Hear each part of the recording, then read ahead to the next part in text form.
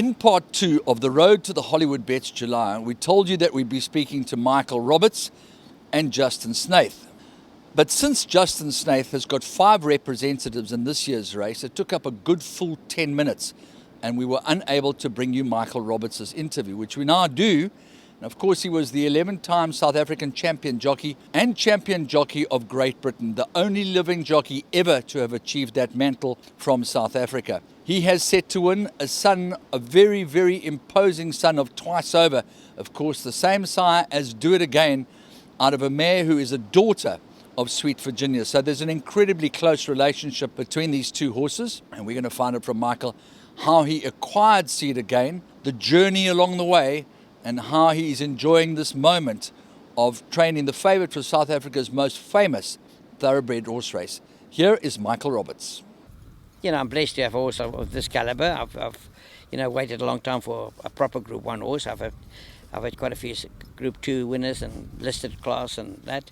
People forget that twice over, to me, in my mind, with my experience and knowledge of English racing, is probably the best performed horse that's ever come to South Africa, in my time.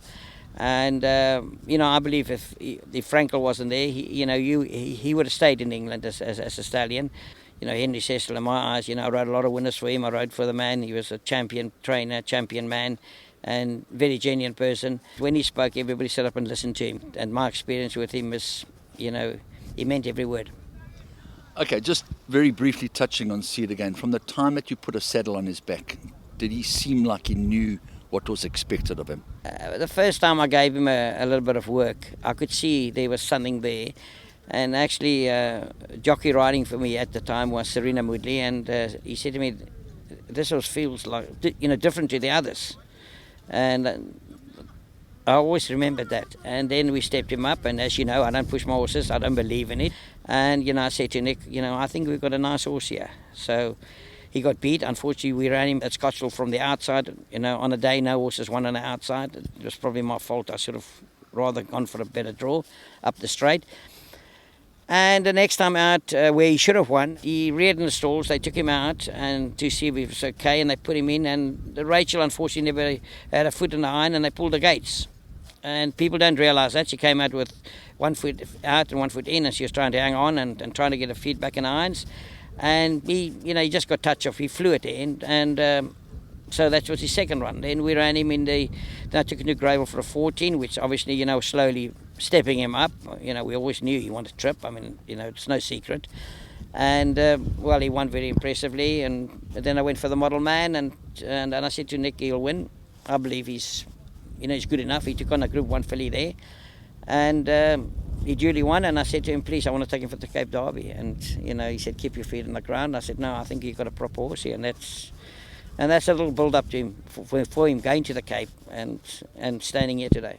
Now Charles Dickens gets sent into overdrive. The response is instant as Charles Dickens cruises up to them on the outside. Down the inside, without question, is trying to stay with them. Up the outside, See It Again is running an absolute cracker. It's Charles Dickens. See It Again is absolutely flying, and See It Again got there. See It Again beat Charles Dickens without question, and then came at my command. Yeah, well, you obviously knew that you had the measure of Charles Dickens after having won the Derby, but the Daily News, he just made the race his own. He just stamped his authority on that race. The Daily News, I was confident. I mean, really speaking. I mean, I thought he'd win because he came on so much for from the Guineas.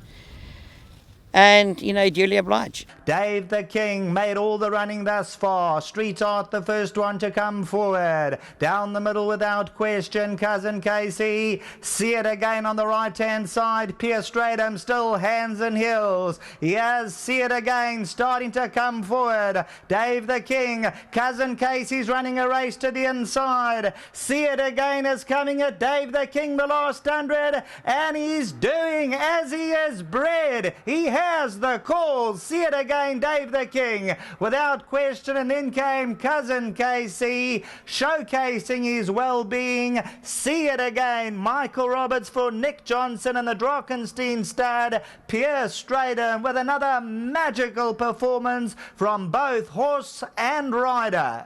Michael, no jockey has ever won more championships than yourself. No jockey has ever won a British championship, and no jockey has ever ridden more winners than Pierce Stratum. It is just the most phenomenal combination that is teamed up. Yes, I'm in a sense lucky because to get Pierre, and like you say, experiences in anything you do in life. I believe experience counts a lot. And he's got it, and he's calm. He's won the July on 4 occasions, and I'm very chuffed. And I like the way Pierre rides. It's funny when you've been a jockey, you train your horses like the way you used to ride. And I've worked with great people here in South Africa. Probably the best trainers: Fred Rickaby, Herman Brown, Brian Cherry, Ricky Maingard, and overseas too. I rode for Sir Michael Stout. I rode for Sir Henry Cecil. I rode for Kumania. So.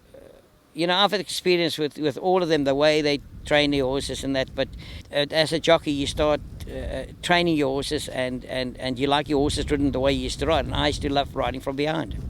Does it mean anything to you that See It Again is number 7, and that your crowning glory Super Quality was also number 7?